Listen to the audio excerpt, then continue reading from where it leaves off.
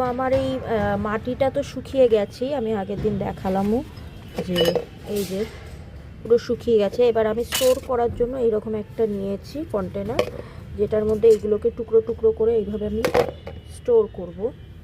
এতটাই শক্ত হয়ে গেছে যে আমি কোনো রকমের দুভাগ করলাম।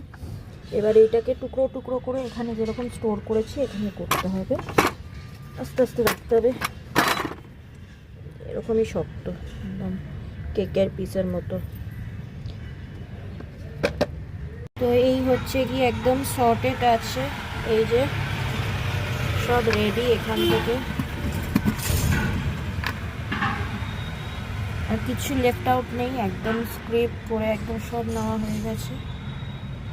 ব্যাস, এবার নেক্সট ডে থেকে ক্লাস শুরু, নেক্সট ডে থেকে একদম রেডি, প্র্যাকটিস শুরু হয়ে যাবে, আর নেক্সট ইয়ার হয়ে যাচ্ছে। So thanks for watching.